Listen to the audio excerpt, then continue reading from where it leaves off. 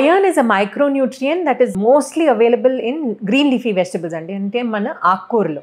So every season మారుస్తూ ఉన్నప్పుడు you will see that రకరకాల ఆకుకూరలు వస్తూ ఉంటాయి.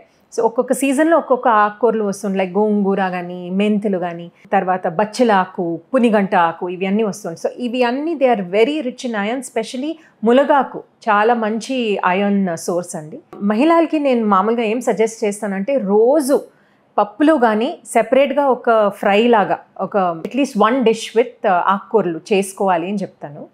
ఏమీ లేకపోతే చపాతీలు చేసినప్పుడు దాంట్లో కొన్ని మేథీ లీవ్స్ కానీ లేకపోతే ఈ పాలక్ కానీ అలాంటివి ఏమైనా యాడ్ చేసుకుని చపాతీలు చేసుకోమని చెప్తూ ఉంటాను. So like this they can slowly increase the levels of the iron.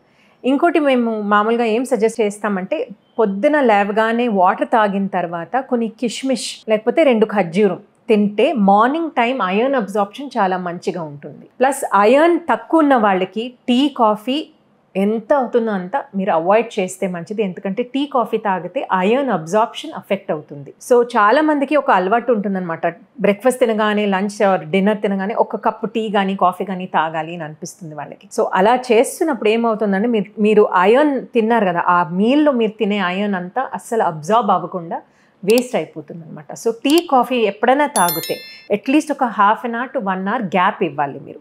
అప్పుడు you will make sure that the iron is well absorb from the food that you have eaten.